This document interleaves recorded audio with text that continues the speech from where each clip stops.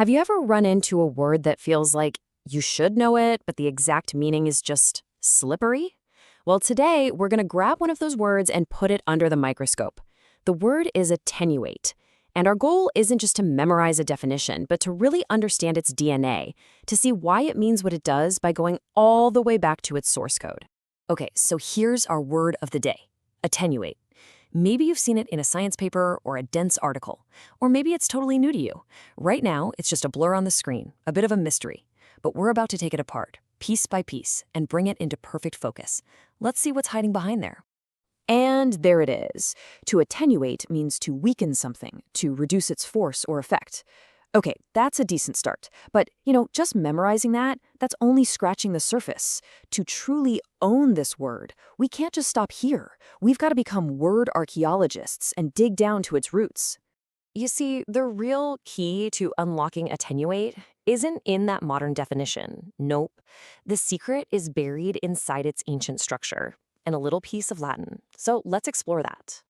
Look at this. We can actually break the word down into its fundamental building blocks. You've got these parts, these morphemes working together. But that piece right in the middle, tenu, that is the engine of the entire word. It's the core from which all the meaning really flows. And here's the big reveal. That Latin root, tenu, simply means thin. That's it. It's this incredibly physical, tangible idea. I want you to picture something being stretched out, drawn out, until it literally gets thinner. Just hold on to that physical image, because it is the key to everything. All right, now for the really fascinating part. This is where you can see language in action, evolving. How in the world do we get from a physical idea like thin to an abstract concept, like to weaken? Let's trace that journey. So how does that jump actually happen? What's the mental path that takes our brains from making a rope thinner to, say, weakening an argument? The answer to that question reveals something fundamental about how all language grows and changes over time. It's a surprisingly logical process when you break it down. It all starts with that literal physical action, making something thinner. Then language does what it does best. It creates a metaphor. It asks, hey, what if we could make something non-physical thinner, like a force or a sound wave or the impact of a crisis? Well, to make its strength thinner is to reduce its power, to diminish its substance, to weaken it. And just like that, attenuate evolves into our modern, precise word for reducing intensity, all while carrying that original DNA of thin right inside it. To really understand a word, you have to know its neighborhood. You have to map out where it lives in relation to other words. We need to see what it is and what it's the total opposite of, all by using that root as our guide. This chart maps out that whole idea perfectly. On the left side, you've got the synonyms: weaken, reduce, diminish.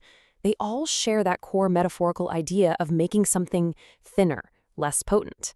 Now look at the right side. Those are the antonyms: strengthen, intensify, amplify. Conceptually, what are they doing? They're doing the opposite. They're making something thicker, more robust, more substantial. It's pretty amazing that one simple idea, thin, defines this entire territory of meaning. All right, theory is great, but language is a tool. It's meant to be used. So let's take attenuate for a test drive in a real-world scenario to really make sure this knowledge sticks. Take a look at this sentence. Measures were taken to attenuate the impact of inflation. Now, the goal here probably isn't to get rid of inflation completely. That's a huge task. The goal is to lessen its effect, to reduce its force on people. Essentially, they want to make its economic impact thinner. The word fits with absolute precision. Okay, time for a quick gut check to lock this in. Based on our deep dive, which of these words correctly completes the sentence? Feel free to pause for a moment and think it through. If you picked C, attenuate, you are absolutely right. Nice work. Let's just quickly recap why that's the only answer that works here.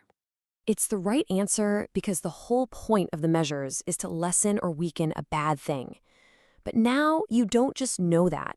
You know on a deeper level why it's right. You're choosing the word that literally means to make the impact thinner.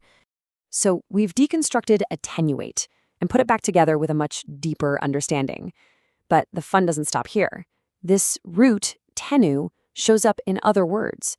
Think of tenuous, which means something is flimsy or slight, or extenuating circumstances, which are facts that lessen someone's guilt. It all comes back to thin. So I'll leave you with a challenge. What other words can you find that share this same DNA?